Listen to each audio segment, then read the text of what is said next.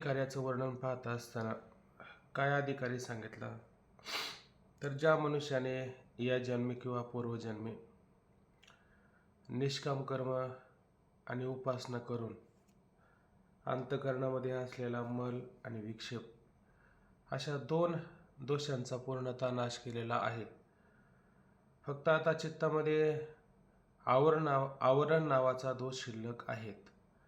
आवरण म्हणजे काय? आत्मस्वरूपाचं असणारं अज्ञान. त्या आवरण दोषाच्या निवृत्तीकरता जो साधन चतुष्टय आहे तो वेदांत शास्त्राचा अधिकारी आपण मागं पाहिलेला होता. आणि तो अधिकारी सांगत असताना त्या अधिकाऱ्याचे साधनं आपण त्या ठिकाणी पाहिलं की तो विवेक, वैराग्य, समाधी छटक आणि मुमुक्षुत्व आणि ह्या सर्व गोष्टींना संपन्न असलेला अधिकारी पाहिला. आणि त्याचा संबंध सुद्धा विचारात घेतला, कारण अधिकारी हा मोक्षरूपी फलाची इच्छा करतो. म्हणून अधिकारी आणि मोक्ष याच्यामध्ये प्रापक भाव संबंध. त्याच्यानंतर त्या अधिकाऱ्याला विचार आले तर विचार आणि अधिकारी याच्यामध्ये कर्तव्य भाव संबंध. त्याचप्रमाणे ग्रंथ आणि ग्रंथाचा प्रतिपादक भाव संबंध आणि ज्ञानाचा आणि ग्रंथाचा जन्य भाव संबंध असा आपण पाहिला. म्हणजे ह्या अधिकाऱ्याच्या वर्णनामध्ये ह्या साऱ्या गोष्टी आपण मागं पाहून झाल्या. त्याच्यात विषय वर्णन झालं आणि प्रयोजनाचं पण वर्णन त्याच्यामध्ये आलेलं आहे.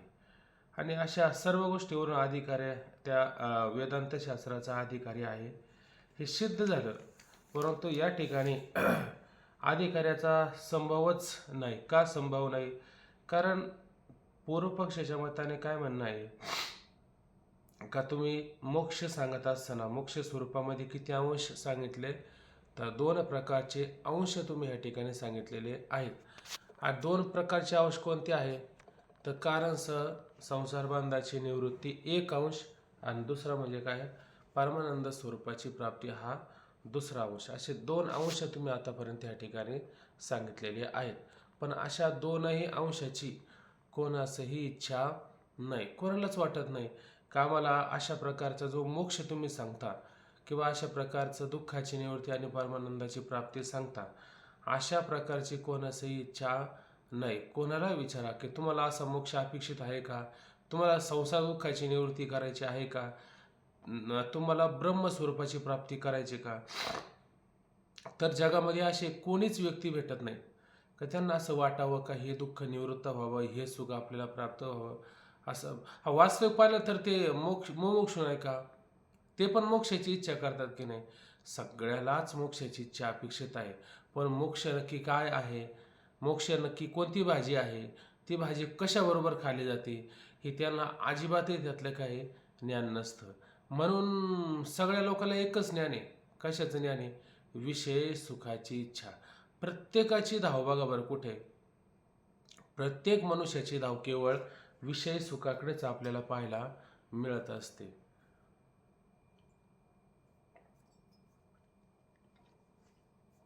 मग जर प्रत्येकाची धाव विषय सुखाकडे जर असेल तर मग पूर्वपक्षाचं काही चुकीचं आहे का?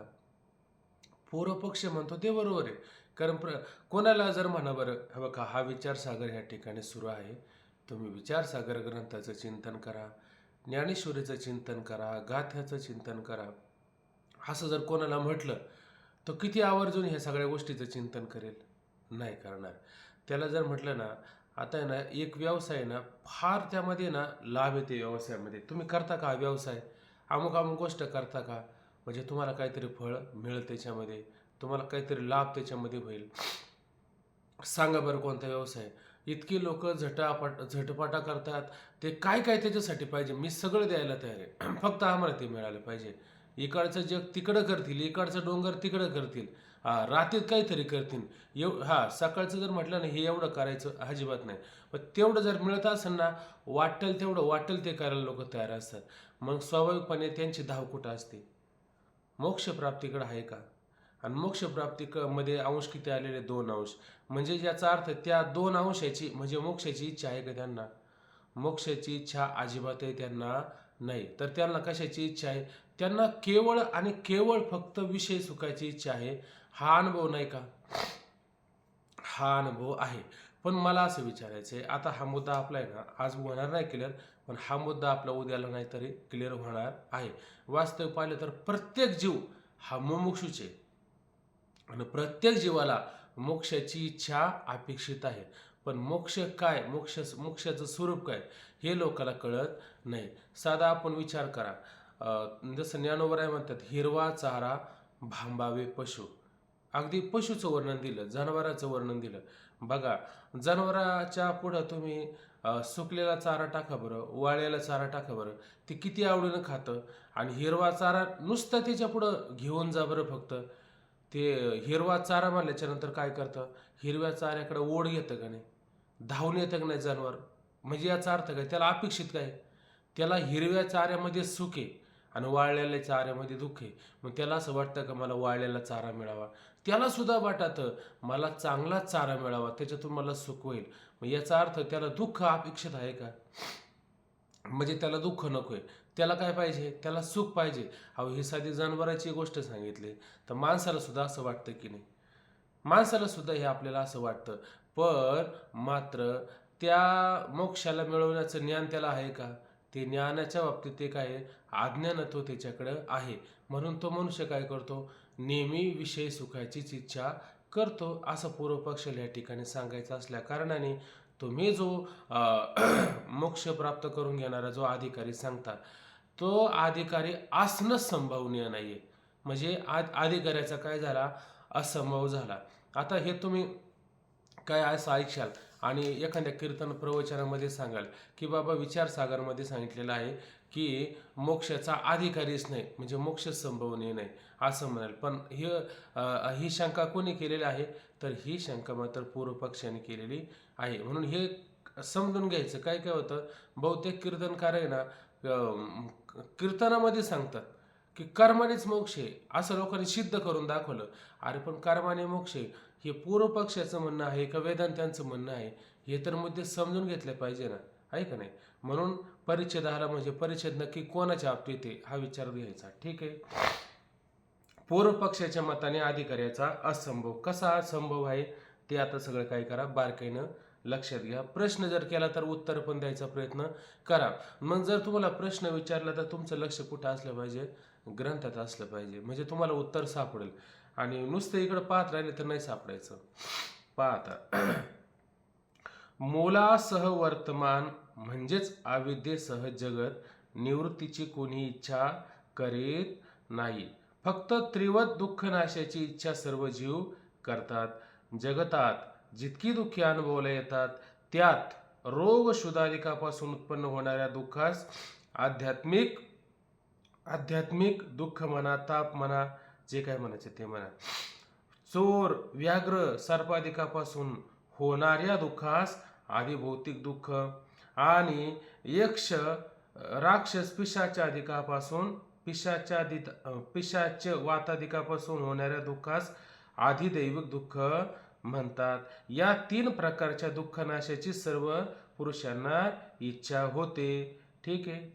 बघा आता काय म्हटलं त्याने, मुलासह वर्तमान, म्हणजे मूल काय सगळ्याचं, मूल दुःखाचं मूल काय, मूल म्हणजे मूळ कारण काय दुःखाला, ज्ञान आहे का अज्ञान, अज्ञान सांगितलं की नाही.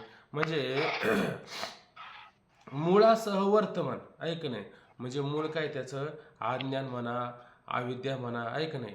मग त्याला मुळासह म्हणजे अविद्यासह अज्ञानासह काय त्या ठिकाणी जगत निवृत्ती, आहे का नाही.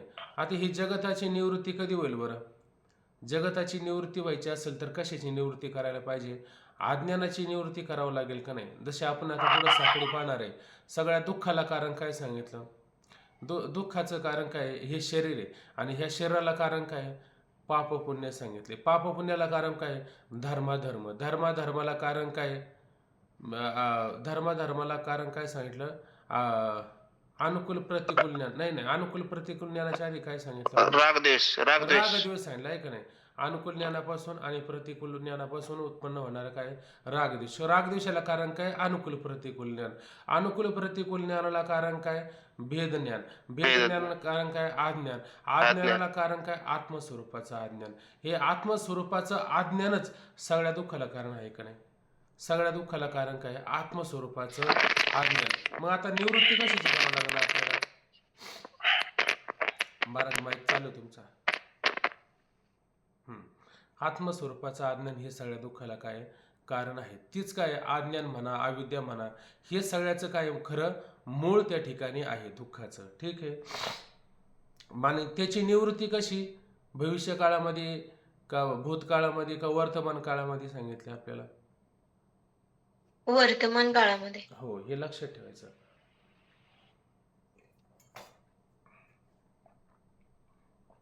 म्हणून मूलासह वर्तमान म्हणजे अविद्येसह जगत निवृत्ती.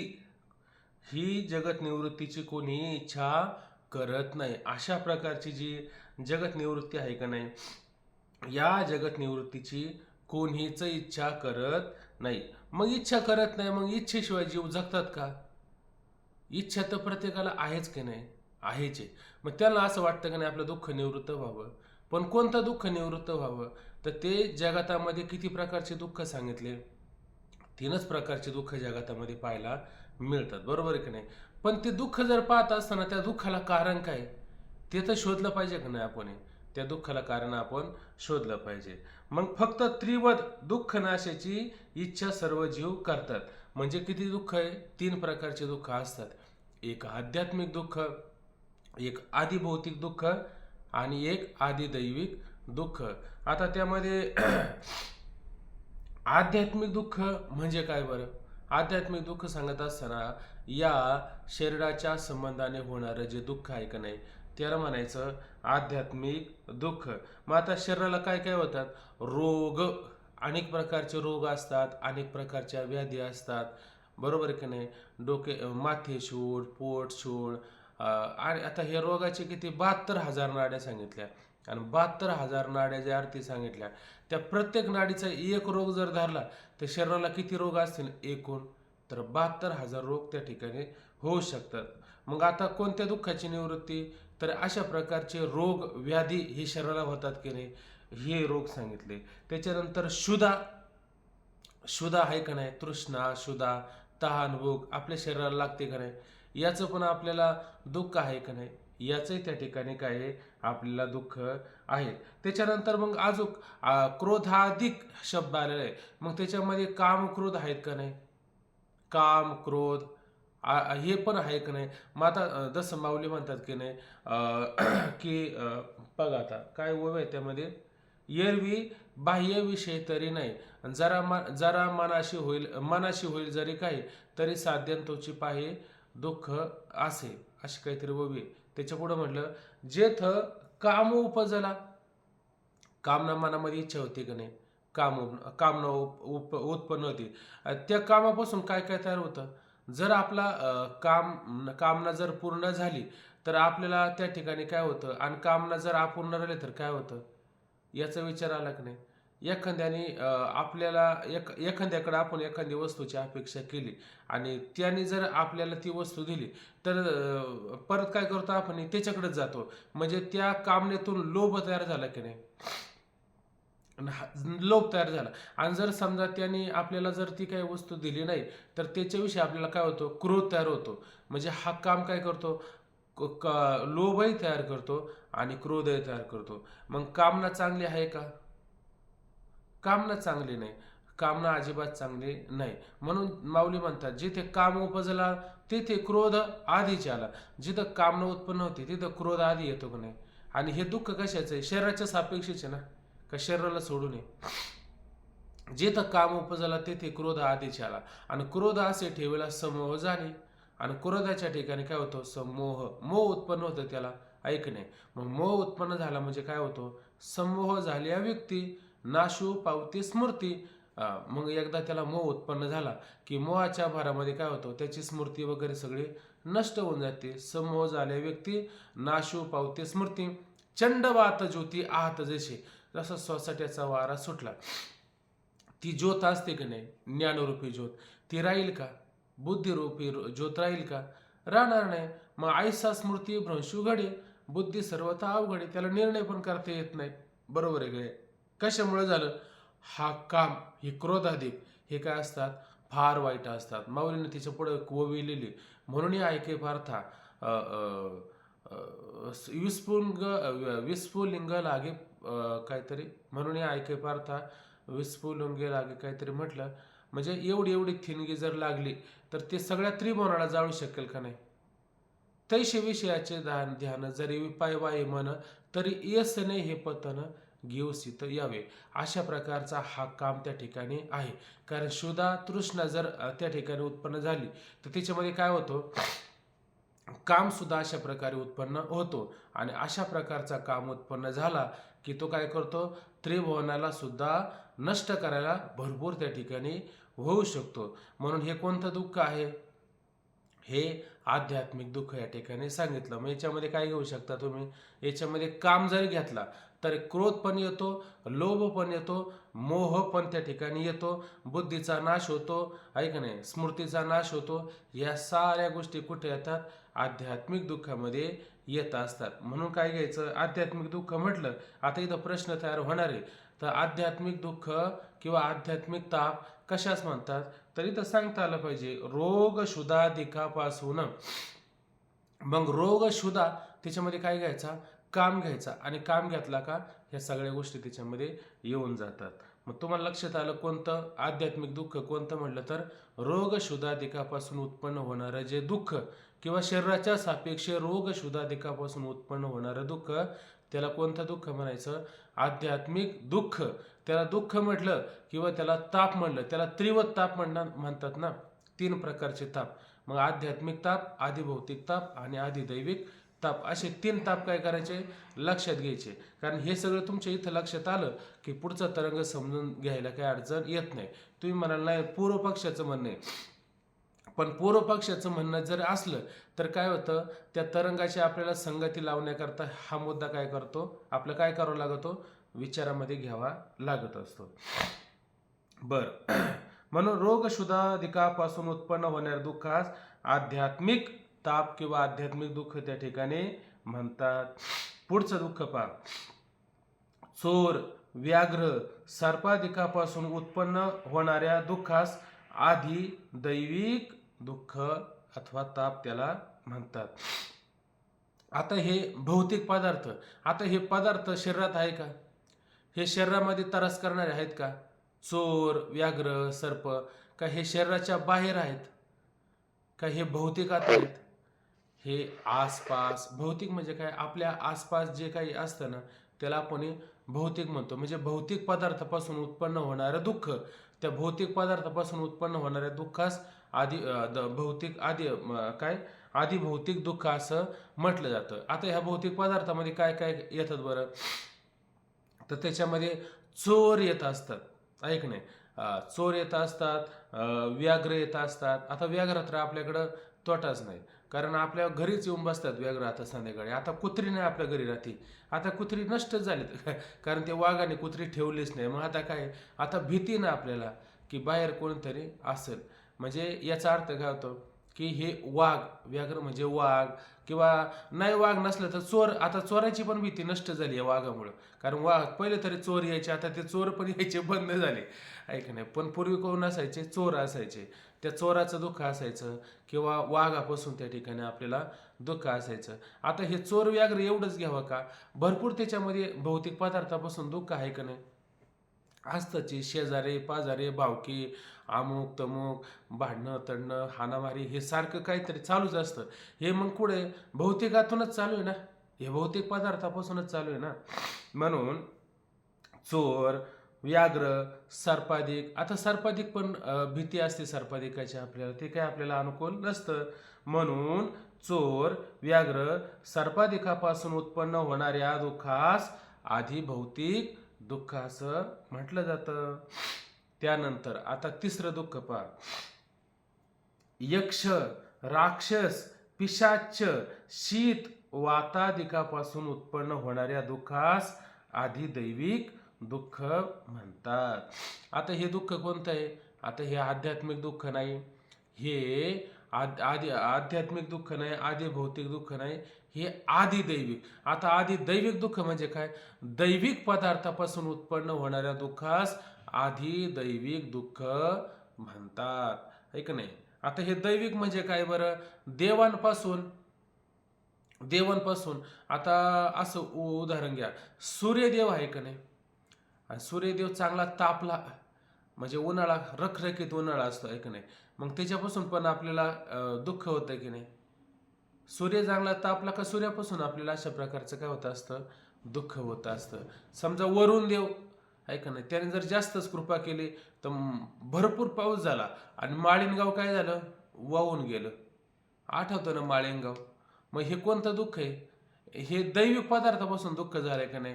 नद्यांना भयंकर असा पूर आला, मोठमोठ्याला कधी कधी सुनामी येत असतात, कधी कधी किल्लारी नावाचं गाव भूकंपामध्ये जात असतं. बरं, याला काही कोणत्या चोराने असं त्रास दिलाय का? चोरांपासून दुःख आलंय का? बरं, हे भूकंप होणं, सुनामी येणं, हे काही वाघापासून आलं का? हे नाही, हे कोणापासून आलेले? हे दैविक पदार्थापासून ह्या गोष्टी होत असतात, आहे का नाही? म्हणजे देवतांपासून होणारा ताप, जसं सूर्यदेव तापला, देवापासून ताप झाला, वरुण देवाने जास्त या सगळ्या वर्षा वगैरे केला, आहे का नाही? म्हणजे हे सगळं काय देवांपासून होणारं काय असतं? दुःख असतं. त्या देवांपासून होणारं दुःख कोणतं? तर आधी दैविक अशा प्रकारचं दुःख असतं. त्याच्यानंतर काय अजून? पिशाच्य आहे, शीत वाताधिक आहे का नाही? थंडी, उष्णता वगैरे हे सगळं काय आधी दैविक असणारं दुःख त्या ठिकाणी आहे. म्हणून यक्ष, राक्षस, पिशाच्य, शीत, वाताधिकापासून होणाऱ्या होणारे म्हणजे उत्पन्न होणाऱ्या दुःखास, इथं उत्पन्न घातला तरी चालेल प्रत्येक ठिकाणी, किंवा निर्माण होणाऱ्या दुःखास आधी दैविक दुःख म्हणतात.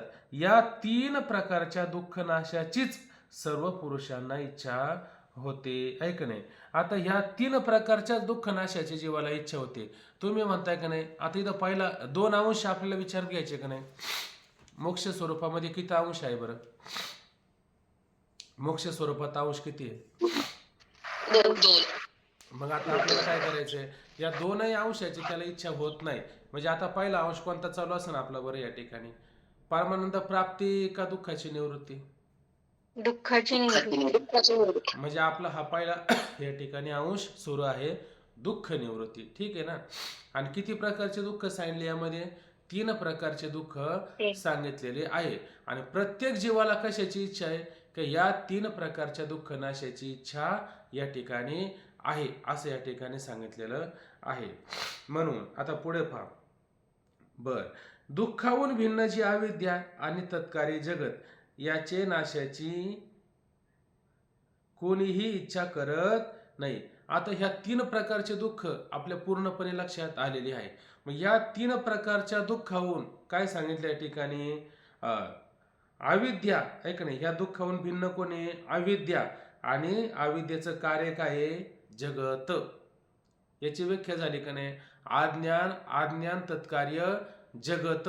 या जगताची कोणी इच्छा करतं का? जगत निवृत्तीची कोणी इच्छा करतं का? या जगत निवृत्तीची कोणी इच्छा करत नाही. आणि प्रत्येकाला इच्छा आहे का नाही? काय इच्छा आहे? दुःख निवृत्त व्हावं. कोणतं दुःख निवृत्त व्हावं? 3 प्रकारचे असणारे दुःख निवृत्त व्हावं. पण त्याच्याहून भिन्न अविद्या, आणि अविद्येचं कार्य काय? जगत. या जगताच्या निवृत्तीची कोणाला इच्छा आहे का?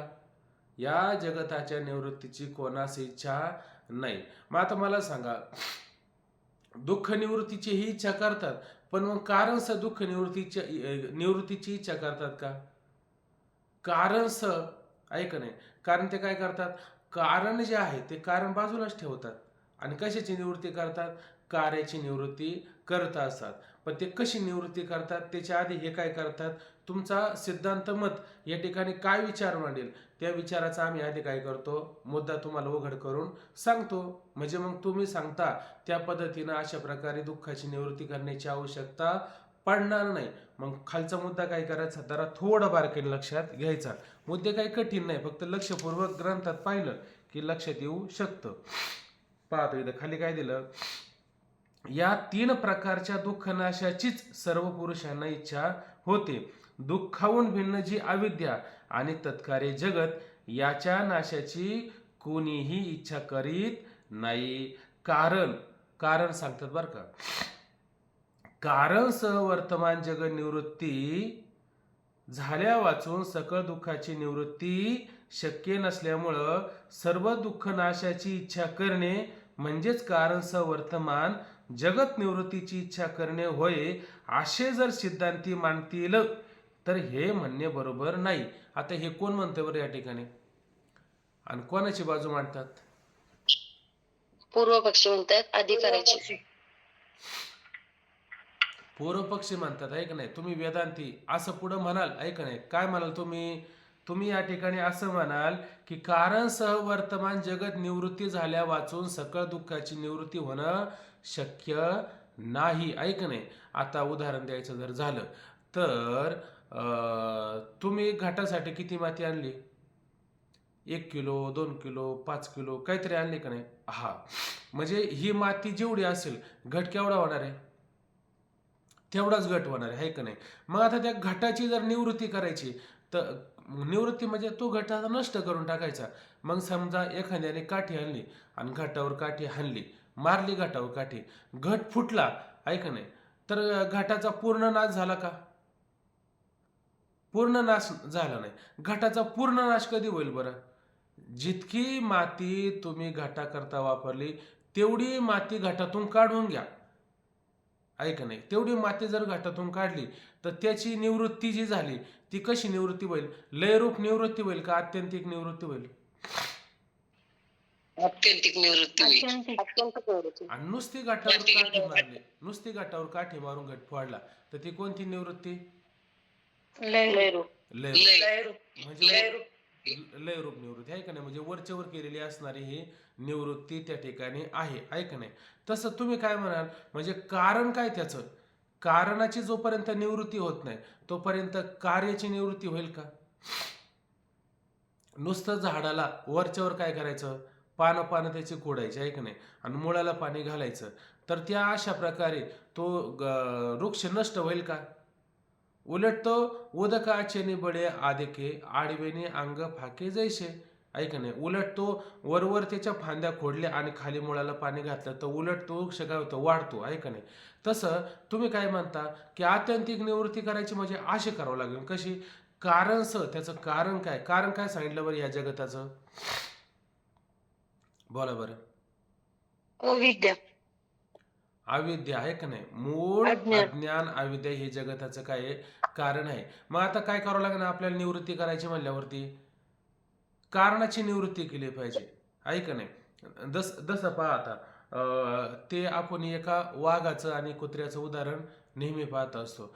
कुत्र्याला दगड मारा आणि वाघाला दगड मारा, वाघ काय करतो? दगडाच्या मागं पळतो का?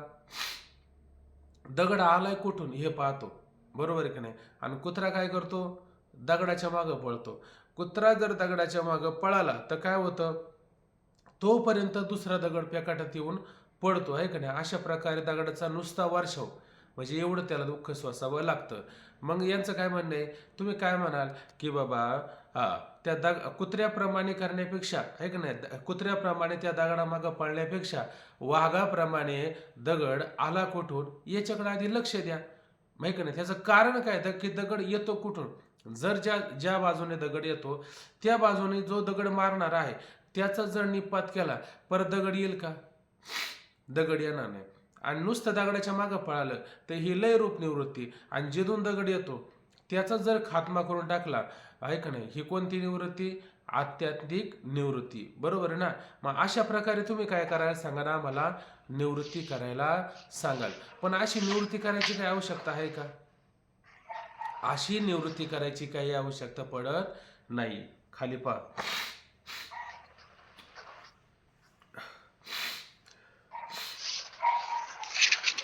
दुःखाहून जी भिन्न अविद्या आणि तत्कार्य जगत याच्या नाशाची सकळ दुःखाची याच्या नाशाची कोणी इच्छा करत नाही. आता कारण सह वर्तमान जगत निवृत्ती झाल्या वाचून सकळ दुःखाची निवृत्ती होणे सकळ दुःखाची निवृत्ती शक्य नसल्यामुळे सर्व दुःख नाशाची इच्छा करणे म्हणजे कारण सवर्तमान जगत निवृत्तीची इच्छा करणे होय. आता सकळ दुःखाची इच्छा करणे म्हणजे काय? सर्व दुःख नाशाची इच्छा करणं म्हणजे काय? तर कारण सवर्तमान जगत निवृत्तीची इच्छा करणे होय. संपूर्ण दुःख नष्ट व्हावे की नाही? मग संपूर्ण दुःख नष्ट होण्याला कारण काय आहे? संपूर्ण दुःख नष्ट होण्याला काय? कारण सहजगत निवृत्ती. जसं उदाहरण घ्यायचं झालं तर एकावर एक असे 10 घट रचले, बरोबर की नाही?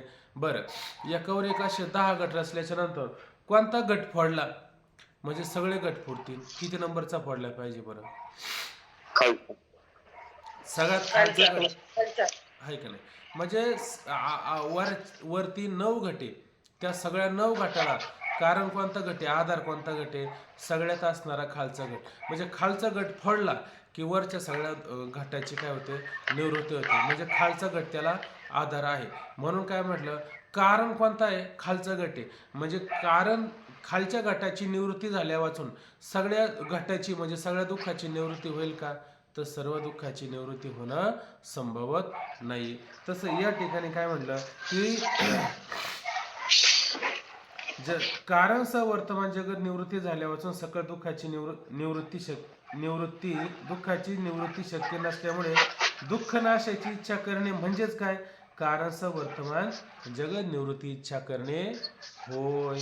असे जर सिद्धांत म्हणतील, असं जर सिद्धांत त्या ठिकाणी म्हणतील तर हे म्हणणे बरोबर नाही. हे म्हणणं का बरोबर नाही? का बाकीच्या दुःखाची निवृत्तीची करण्याची आवश्यकता नाही? का बरं? तर त्याचं समाधान आम्ही तुम्हाला सांगतो. काय समाधान सांगतो म्हणले पहा की आता अशा प्रकारे हा विचारसागर ग्रंथ सुरू आहे आणि हा विचारसागर ग्रंथ सकाळी 5 वाजता सुरू होतो तर 6 वाजेपर्यंत हा ग्रंथ चालतो आणि त्याने काय होतं? आमचं डोकं दुखायला लागतं, आहे की नाही? आणि डोकं दुखायला लागतं. मग डोकं दुखायला लागल्याच्या नंतर काय करावं लागेल ना? आता औषध तर घ्यावं लागेल, आहे का नाही? मग औषध ग्रंथात आहे का? औषध कुठे आहे? दवाखान्यामध्ये जावं लागेल, गोळी औषध मेडिकलमध्ये भेटेल, आहे का नाही? त्यानेच दुःख जाईल का विचारसागर ऐकून दुःख जाईल? जाईल का? बरं, भूक लागलीच आणि ग्रंथ घेऊन वाचायला सुरुवात केली, तुमची भूक जाईल का? ताण लागली आणि तुम्ही म्हणले काय ग्रंथ वाचा ना फक्त, आहे का नाही? तुकोबराय म्हणले की नाही, नाठ वेगर दार ताण पाळाली भूक, अशी आध्यात्मिक अवस्था होती. मग ज्याने असं म्हटलं ते अन्न पाणी घेतच नव्हते का? त्यांचं डोकं दुखायला लागल्याच्या नंतर ते वैद्याकडे काही जात नव्हते का? म्हणजे निवृत्ती करण्याकरता काय करावं लागतो? भूक लागल्याच्या नंतर जेवण करावं, ताण लागल्याच्या नंतर पाणी प्यावं आणि फार ग्रंथाचं चिंतन क्लिष्ट जर झालं असेल तर डॉक्टरकडे जाऊन एखादी गोळी औषध काहीतरी घ्यावं. हाच उपाय ना? का दुसरा उपाय काय त्याला? दुसरा उपाय नाही, हाच उपाय ना. तुम्ही काय म्हणता? कारण जगत निवृत्ती, कारण अज्ञानाची निवृत्ती होत नाही तोपर्यंत सकळ दुःखाची निवृत्ती होईल का?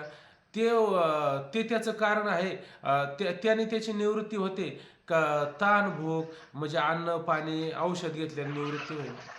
अन्न पाणी औषध घेतलं तरच त्याची निवृत्ती होईल ना, दुसऱ्याने मात्र निवृत्ती होणार नाही, आहे का नाही? आणि समजा हे झालं आध्यात्मिक आणि आधी भौतिक म्हणजे भौतिक पदार्थापासून जर महाराज माईक चालू गणेश महाराज, आणि समजा असं लक्षात घ्या की समजा चोर आले, व्याघ्र आले, सर्प आलं, आहे का नाही? आणि चोर आल्याच्या नंतर त्याला म्हटलं दादा या आणि आता चोरीनंतर करा, थोडं वेळ आपण हा ग्रंथ जरा थोडा चिंतनात घेऊ. याच्यामध्ये फार महत्त्वाचा विचार आलेला आहे. याच्यामध्ये असं म्हटलं की कारण जगत निवृत्ती झाल्या वाचून समूळ दुःख निवृत्ती होणं शक्य नाही. म्हणून तुम्हाला हे समजून घेणं फार महत्त्वाचं आहे. हे जर ऐकलं तर तुम्ही चोरी पण नाही करायची, आहे की नाही? चोर चोराती करावा उपदेश, आपला अभ्यास असेल तो कोबऱ्या म्हणतात. तर चोर म्हणन का मला हे ऐकू द्या, असं म्हणन का? बरं, वाघाला जर आलं तर वाघाला हे सगळं शिकवलं तर वाघ ऐकेल का? सर्प ऐकेल का? बरं, आणि ते आत्यंतिक निवृत्ती त्याची होईल का? होणार नाही, बरोबर की नाही? मग त्या चोर व्याघ्र सर्पाधिकाला काय करावं लागेल?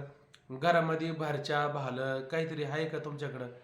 मग अशा पद्धतीने त्याची निवृत्ती होईल ना का तुमच्या विचारसागराच्या विचाराने होईल का? होणार नाही. आणि समजा आदिदैविक दुःख, समजा दैविक पदार्थापासून उत्पन्न होणार दुःख आहे, त्याच्यासाठी भाल्या भरच्याची या गोळ्या औषधाची उपयोगिता नाही. त्याच्यासाठी काय मंत्रतंत्रादी शास्त्रामध्ये काय उपाय आलेत का नाही, तेच करावं लागेल ना, बरोबर की नाही? समजा भूत पिशाचे वगैरे समजा आलं तर त्याच्या निवृत्ती करता काय करावं लागेल? जे हनुमान ज्ञान गुणसागर असे काहीतरी योजना करावं लागेल, असं काहीतरी चिंतन करावं लागेल, त्यानेच त्याची दुःखाची निवृत्ती होईल. का तुमच्या ह्या कारणसह वर्तमान जगत निवृत्तीची इच्छा केल्याने म्हणजे अज्ञानासह, म्हणजे त्याचं मूळ कारण काय, त्या कारणाच्या निवृत्ती वाचून कार्याची निवृत्ती होणं शक्य नाही, असं तुम्ही जो मुद्दा मांडता त्या मुद्द्याने याची निवृत्ती होईल का? बरं, होणं तरी शक्य आहे का? नाही. मग या सगळ्याची निवृत्ती कोणत्या उपायाने होईल? तर व्यावहारिक असणाऱ्या उपायाने ह्या दुःखाची निवृत्ती होईल. बाकी तुमच्या मुलासह वर्तमान म्हणजे अविद्येसहित दुःखाची निवृत्ती होणं शक्य नाहीच आहे. बरोबर ना?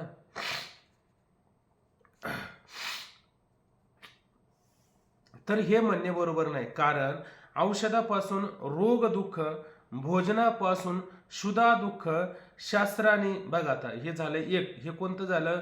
आध्यात्मिक दुःख.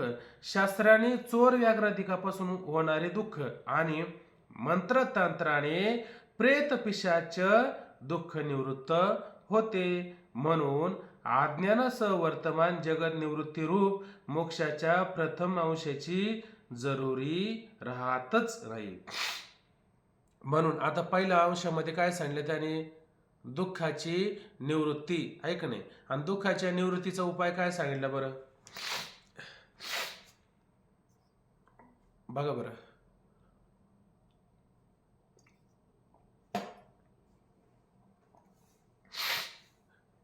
इथं काय दिलं त्यांनी? इथं खाली पहा. आता मोक्ष स्वरूपामध्ये 2 अंश सांगितले का नाही? 2 अंशामध्ये पहिला अंश काय सांगितला?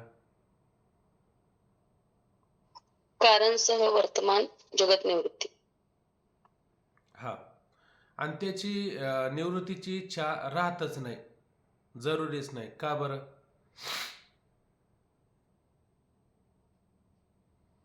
त्यापासून होणारे जे ताप आहेत त्याची निवृत्ती, म्हणजे जसं आध्यात्मिक ताप आहे, आदिभौतिक आणि आदिदैविक, हे 3 प्रकारचे ताप आहेत. तर आध्यात्मिक तापामध्ये काय सांगितलं की चोर व्याघ्र सर्पाधिकापासून दुःख उत्पन्न होतं. तर त्याची निवृत्ती करण्यासाठी आपण ह्या सर्व बाह्य गोष्टी आहेत आणि त्या बाह्य गोष्टींची निवृत्ती करण्यासाठी व्यावहारिकच उपाय वापरावे लागतील असं त्यांनी सांगितलं. त्या व्यावहारिक गोष्टीतून त्याची निवृत्ती होऊ शकते. त्यामुळं जे मूळ जगत कारण वर्तमान निवृत्ती त्याची गरज वाटत नाही असं पूर्वपक्षी म्हणतात. हा, म्हणजे तुम्ही काय म्हणता? कारण जगत निवृत्ती झाल्या वाचून समूळ दुःख निवृत्त होणं शक्य नाही. पण त्याची आवश्यकता आहे का? त्याची आवश्यकता नाही. आमच्याकडे सोपे उपाय आहे. ताण भूक लागली तर अन्न पाणी घ्या, डोकं दुखायला तर गोळ्या औषधं घ्या, ऐक नाही. आणि चोर व्याघ्र सर्पाधिक म्हणजे भौतिक पदार्थापासून जर दुःख झालं त्याच्या निवृत्तीसाठी काय करायचं, ऐक नाही. शस्त्राधिक वगैरे काय असेल, भरच्या भाले, याच्या माध्यमातून त्याची निवृत्ती करा वाटलं तर. आणि प्रेत पिशाच अधिक असेल तर काय करावं? मंत्रतंत्रादे वगैरे काही गोष्टी असेल त्याने त्याची निवृत्ती करा. मग हे सगळ्या लौकिक उपायाने दुःख निवृत्ती होते का नाही? आणि तुम्ही मोक्ष स्वरूपाच्या प्रथम अंशामध्ये काय म्हटले? कारणसह जगत निवृत्ती झाल्या वाचून समूळ दुःख निवृत्त होईल का? पण त्याची निवृत्तीची आवश्यकता आहे का? म्हणजे या व्यावहारिक लौकिक असणाऱ्या उपायाने या दुःखाची निवृत्ती होत असल्या कारणाने अज्ञानसह वर्तमान जगत निवृत्ती रूप मोक्षाच्या प्रथम अंशामध्ये जो विचार मांडलेला आहे त्या अंशाची मात्र ह्या ठिकाणी गरज राहत नाही. म्हणून मोक्षाच्या प्रथम अंशाची कोणासही इच्छा होत नाही. असा प्रश्न जर केला तर उत्तर काय तुम्हाला अशा प्रकारचं देता आलं पाहिजे. समाधान तुमच्या लक्षात आलं का नाही सगळं? मोक्षाच्या प्रथम अंशाची काय इच्छा होत नाही? तर जगामध्ये किती प्रकारचे दुःख असतात?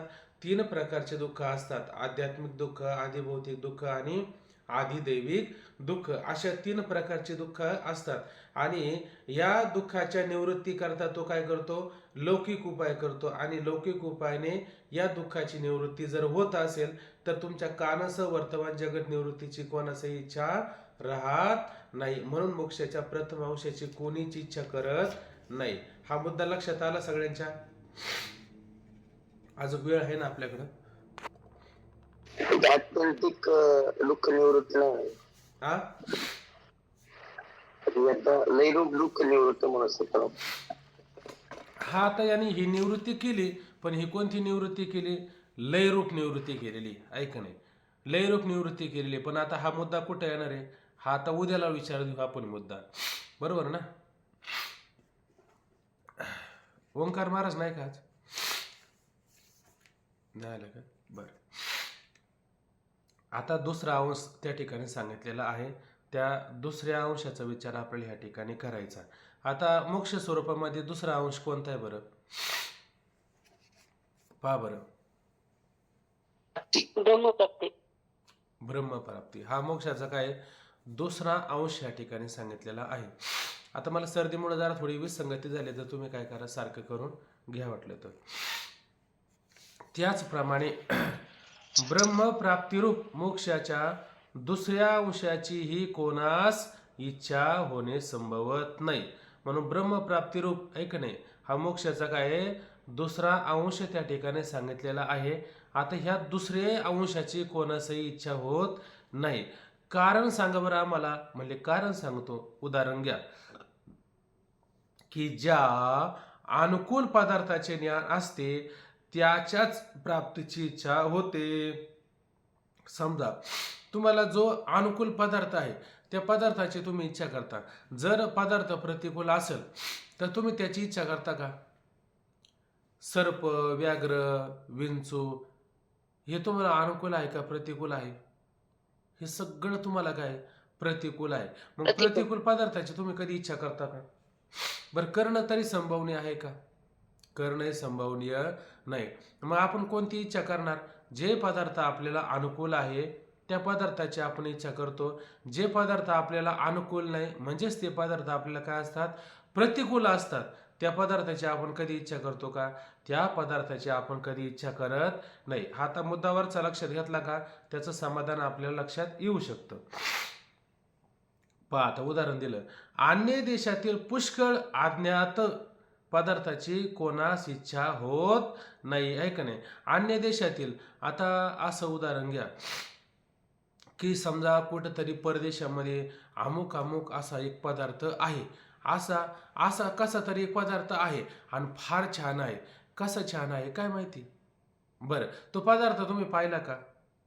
त्या पदार्थाचा तुम्हाला अनुभव आहे का?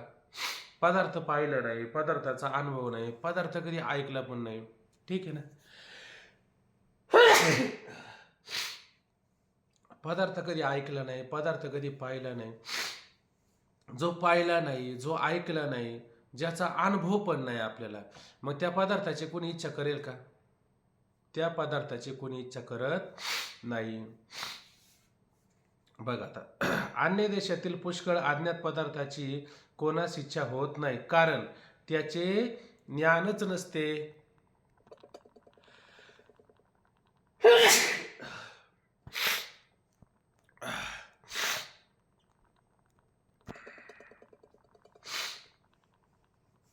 ते आहे का? भिकाणा आहे का? भिकाणा नाही का? झाले ते आहेत की. आहेत का? बोला महाराज, थोडं येईल का बोलता?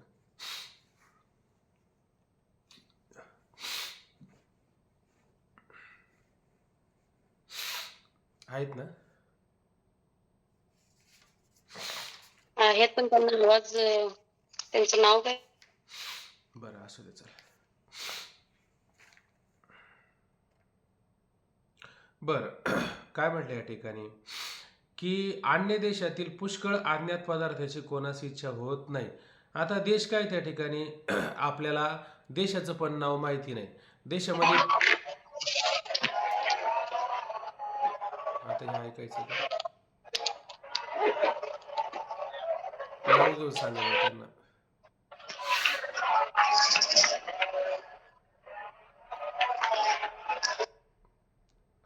बस बरं झालं. एवढ्या गर्दीत कसं ऐकायला यायचं बरं हे. बरं, अन्य देशातील पुष्कळ अज्ञात पदार्थाची कोणाची इच्छा होत नाही. कारण बरं काय, त्याचे ज्ञानच नसते. तुमच्या मताने तर ज्यास ब्रह्मस्वरूपाचे ज्ञान नसून ब्रह्म प्राप्तीची तर इच्छा आहे, तो या ग्रंथाचा अधिकारी. पण ज्याला ब्रह्माचे ज्ञानच नाही, त्याला ब्रह्मप्राप्तीची इच्छा कशी होणार? मुद्दा काय दिला या ठिकाणी यांनी, की तुमच्या मतामध्ये अधिकारी सांगत असताना कसा सांगितला, की ज्याला ब्रह्मस्वरूपाचं ज्ञान नाही आणि ब्रह्मस्वरूपाची प्राप्ती आहे, तो तुम्ही काय सांगता, ग्रंथाचा अधिकारी सांगता.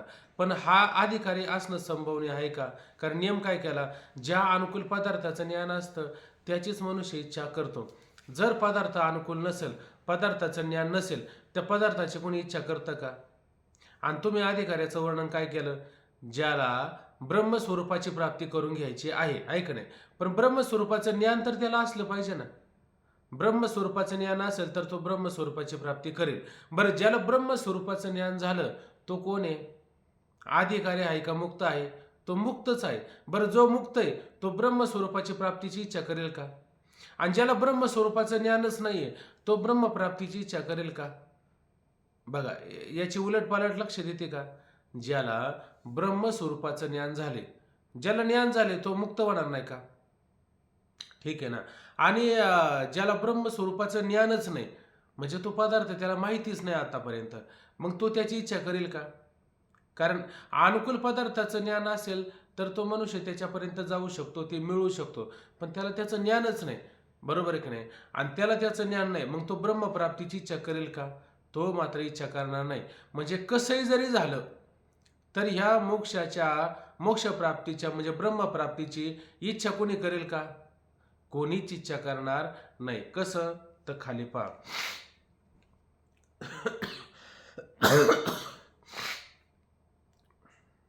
तुमच्या मताने तर ज्यास ब्रह्मस्वरूपाचे ज्ञान नसूनही ब्रह्मप्राप्तीची तर इच्छा आहे, तो या ग्रंथाचा अधिकारी आहे. काय म्हटलं ग्रंथाचा अधिकारी? ज्याला ब्रह्मस्वरूपाचं ज्ञान नाही पण ब्रह्मप्राप्तीची तर इच्छा आहे, तो या ग्रंथाचा अधिकारी आहे. पण आम्ही काय म्हणतो, पण ज्याला ब्रह्मस्वरूपाचे ज्ञान नाहीच आहे, ज्याला ब्रह्मस्वरूपाचं ज्ञान नाही, त्याला ब्रह्मस्वरूपाची इच्छा कशी होणार? त्याला ब्रह्मस्वरूपाची इच्छा होणार नाही. बरं, ज्याच ब्रह्माचे ज्ञान आहे तो तुमच्या मतात काय आहे? मुक्त आहे.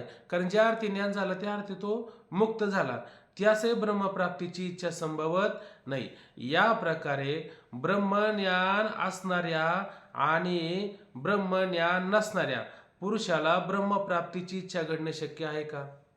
म्हणजे ज्याला ब्रह्मज्ञान नाही तोही त्याचा अधिकारी नाही, आणि ज्याला ब्रह्मज्ञान आहे तो अधिकारी आहे का? बरं, ज्याला ब्रह्मज्ञान झाला तो कोण?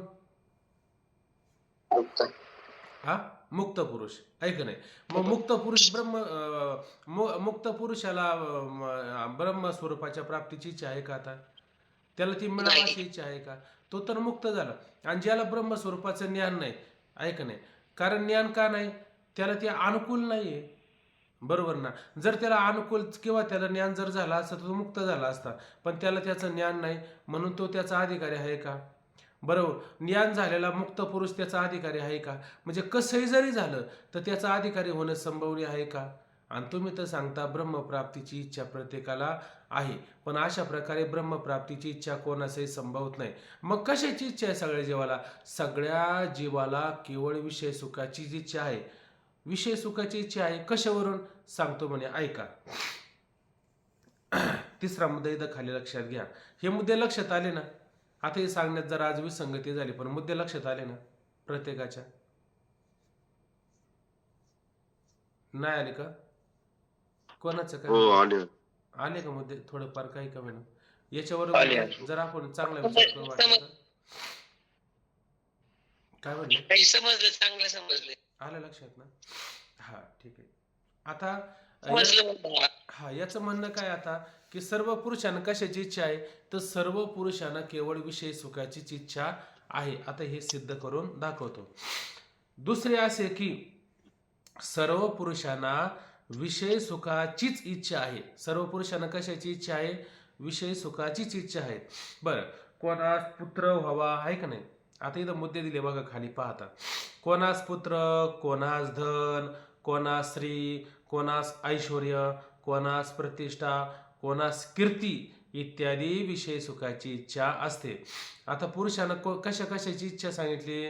मला मुलगा व्हावा, माझ्याकडं भरपूर पैसा, अडका, संपत्ती, ऐहिक दुर्मिळ भोग सत्ता, चांगल्या प्रकारची मला स्त्री त्या ठिकाणी असावी, मला भरपूर ऐश्वर्य असावं, मला जगामध्ये काय मोठ्या प्रकारची प्रतिष्ठा, मान अशा गोष्टी मिळाव्या, आहे का नाही? अशा प्रकारची मनुष्याला इच्छा पाहायला मिळते का नाही? आणि याच्यासाठीच मनुष्य झटत असतो का नाही? याच्यासाठीच मनुष्य काय करतो असतो? झटत असतो. हेच मिळावं त्याला असं वाटत असतं. मग हे सगळे कशात येतात? हे संसार दुःख आणि परमानंद प्राप्तीमध्ये येतात का? हे मात्र संसार दुःखात आणि परमानंद प्राप्तीमध्ये येत नाही. म्हणून हे सगळे कशात येतात? तर हे सगळे विषय सुखामध्ये येणारे विषय आहेत. म्हणून विषयाचीच इच्छा असते व त्या विषय प्राप्ती करता आजन्म कष्ट शोषित असतात, ऐक नाही? आता हे विषय प्राप्त होण्याकरता मनुष्य जन्माला जर आला ना, त्याला म्हटलं अहो तुम्ही मोक्ष प्राप्त करून घ्या, ऐक नाही? तर तो मोक्ष प्राप्त करण्याच्या मागं लागतो का सगळं सोडून बाकीचे विषय गोळा करण्याच्या मागं लागत असतो? खरं विचार घ्या बरं. तो फक्त विषय मिळाले पाहिजे आम्हाला, बस. आम्हाला याच्या व्यतिरिक्त काही नसावं. आम्हाला काय मिळावं? फक्त एवढे विषय भोगायला मिळावे, अशी त्याला इच्छा असते की नाही? एवढीच मात्र त्याला इच्छा असते, यापेक्षा आधी कोणत्या प्रकारची इच्छा नसते. ठीक आहे ना? म्हणून विषय प्राप्ती करता आजन्म, ऐक नाही? आजन्म म्हणजे काय? जन्मोजन्मी एवढंच करतो असतो, एवढंच फक्त कष्ट करण्याचं काम करत असतो. आजन्म कष्ट शोषित असतात. या सर्व विषयाचा परित्याग करून जे कोणी तापादिकाच्या ठायी प्रवृत्त होऊन फार कष्ट सहन करतात, तेही करतात असे आपण पाहतो. तेही परलोकातील विषय सुखाचीच इच्छा करता प्रवृत्त असतात. आता पहा, या सगळ्याचा म्हणजे घरदार, बायका, पोरं या सगळ्याला टाकीतात आणि काय करतात? उंच अशी टेकडी पाहतात, कुठंतरी दरी पाहतात, कुठंतरी गुहा पाहतात आणि त्या ठिकाणी काय करतात? तप करत असतात, तप, आहे का नाही? मग कुठेतरी त्यांना जेवण खाऊन घेऊन जातात आणि मग त्यांना विचारतात, महाराज तुमचं एवढं तारुण वय आहे का नाही, ह्या तरुण वयामध्ये तुम्ही हे सगळं करत बसता, मस्तपैकी घरदार, बायका, पोरं हे तरी काहीतरी करा म्हटले वाटलं असतं, याच्यामध्ये का अडकून पाडतात? तर तो म्हणतो, अरे तुम्ही जो विषय बघता की नाही, हे विषय एकदम सामान्य विषय म्हटले. मग अरे आम्हाला हे विषय नाही बघायचे, याच्यापेक्षा भारीतले विषय बघायचे. कुठे मिळतात ते विषय? ते म्हणले स्वर्गाला जावं लागतं, स्वर्गाला ते विषय प्राप्त होत असतात, आहे की नाही? आता मला सांगा, या लोकातला विषय आणि स्वर्गातला विषय याच्यामध्ये जमीन आसमानाचा फरक आहे की नाही? इथं काबाड कष्ट करावं लागतात, पैसे मिळवावं लागतात, मग विषय बघावं लागतात. तसं स्वर्गामध्ये असं काय असतं का? तिथं रोज उठून कामावर जावं लागतं का? का सगळं तयारच असतं? सगळं तयार असतं, आहे की नाही? फक्त भोगायचंच असते, कारण ती मुळातच भोग येऊ नये. ती काय कर्म येऊ नये आहे का तिथं? तिथं काय कर्म करायचं का? तिथं कर्म करायचं नाही, नुसतं भोगायचं, आहे का नाही? अशा प्रकारचं तिथं सुख असतं. पण खरं पाहायला गेलं तर ते सुख आहे का दुःखच एक प्रकारचं? सगळं दुःखच आहे त्या ठिकाणी, आहे का नाही? म्हणून त्या भारतात स्वर्ग, संसार, नरक व्यथा, एक प्रकारची नरक व्यथा. पण त्याला ती नरक व्यथा का वाटत नाही? ते अंतरेण ते बापुडे. म्हणून अगत्य सेवणे गडे, सांगे पोय पंखीचे किडे किळसी घेते. त्याला त्याची काही किळस वाटते का? जशा पोवामध्ये असणाऱ्या किड्याला पोवाची किळस वाटते का? तसं ह्या लोकांना विषयाची किळस वाटते का? उलट हे विषयासाठी काय करतात? आजन्म कष्ट सोचत असतात, ऐक नाही? म्हणजे काय कष्ट सोचत असतात? जन्माला यायचं म्हणते संसारी जन्मी जे यज्ञाधिक कर्म कीजे, मग स्वर्ग सुख भोगीचे मनोहर जगे. येते हे वाचून काही अनेक सर्वता सुखच नाही, ऐशी बोलती ते पाये दुर्बुद्धी ते. असे दुर्बुद्धी लोक काय करतात? हे सतत याचं चिंतन करत असतात. म्हणजे सगळ्याचा कीर्ती, मान, प्रतिष्ठा, संपत्ती सगळं टाकतात आणि तप करायला बसतात. पण हे तप कशासाठी असतं? केवळ त्याच्या भोगासाठीच अशा प्रकारचे हे लोक तप त्या ठिकाणी करताना दिसत असतात. म्हणजे ते सुद्धा कशाची इच्छा करतात? मोक्ष प्राप्तीची इच्छा करतात, दुःखाची निवृत्तीची इच्छा करतात, का विषय सुखाची इच्छा करतात? खरं पाहायला गेलं तर हे सगळे लोक काय करतात? केवळ आणि केवळ विषय सुखाचीच इच्छा करत असतात. म्हणून म्हटलं या ठिकाणी पहा, या सर्व विषयाचा परित्याग करून जे कोणी तपादिकाच्या ठायी प्रवृत्त होऊन फार कष्ट सहन करतात असे आपण पाहतो, तेही परलोकातील विषय सुखाच्या इच्छेकरताच प्रवृत्त असतात. कोणीही झाले तरी या लोकच्या किंवा परलोकच्या विषय सुखाची इच्छा करतात. आता कोणीही झाले आणि कसे झाले आणि काही जर केलं तर कशाची इच्छा करतात? केवळ विषय सुखाची इच्छा करतात.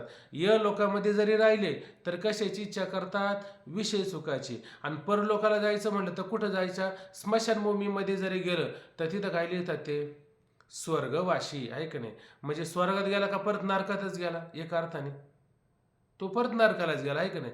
पण तिथं तरी त्यांना असं वाटतं काय हे स्वर्ग नाही, हे एक प्रकारचं काय नरकच आहे का नाही? असं त्यांना वाटत नाही. ते आवडीने लिहितात स्वर्गात नाही गेला परत नरकात गेला असं त्या ठिकाणी होऊ शकतं, आहे का नाही? म्हणून कसंही झालं, आहे का नाही, तर प्रत्येक लोकाला कशाची इच्छा आहे? केवळ आणि केवळ विषय सुखाचीच इच्छा त्या ठिकाणी आहे. ठीक आहे. कोणीही झाले तरी या लोकच्या किंवा परलोकच्या विषय सुखाचीच इच्छा करतात. विषय सुख तर मोक्षात नाही. आता मोक्षामध्ये विषय सुख आहे का? मोक्ष म्हणजे काय? मोक्ष म्हणजे सगळ्यातून मुक्त होणं, म्हणजे मोकळं होणं, आहे का नाही? झोप लागते की नाही आपल्याला? झोपल्याच्या नंतर आपल्याला सुख होतं की नाही? सुख होतं, आहे का नाही? मग झोपेमध्ये आपलं हातपाय चालतात का? आपण डोळ्याने पाहतो का? कानाने ऐकतो का? त्वचेने कुठे स्पर्श करतो का? म्हणजे काही त्या ठिकाणी करत नाही, आहे का नाही? म्हणजे हे सगळं बाजूला झालं की मग खरं सुख मिळतं की नाही आपल्याला? खरं सुख त्या ठिकाणी मिळत असतं. म्हणजे त्याच्यामध्ये एक प्रकारचं काय? मोकळं होणं म्हणजे मोक्षाचं तात्पर्य काय? सगळ्या विषयातून मोकळं होणं. म्हणजे मोक्षामध्ये विषय आहेत का? मोक्षामध्ये मात्र विषय नाही. आणि सगळ्या लोकांना इच्छा कशाची आहे? विषयाची. मग विषयाची इच्छा आहे म्हणल्या मग ते मोक्षाची इच्छा करतील का? ते मोक्षाची इच्छा करणार नाही. का मोक्षाची इच्छा करणार नाही? कारण मोक्षामध्ये विषय नाहीये, ऐका ना. असा प्रश्न तयार करा, मोक्षामध्ये विषय नाहीये. मग मोक्षामध्ये विषय नसल्यामुळं मोक्षाची मात्र इच्छा करत नाहीये. विषय सुख तर मोक्षात नाही, मग त्याच्या ठिकाणी मुमुक्षुता कशी असेल? मुमुक्षुता म्हणजे काय? मोक्षाच्या तीव्र इच्छेस मुमुक्षुता म्हणतात, आहे का नाही? आणि अशी ज्यास असेल तो त्याचा कोण झाला? मुमुक्षु झाला. मग अशा ठिकाणी विचार जर केला तर मग त्यांच्या ठिकाणी मुमुक्षुता दिसेल का?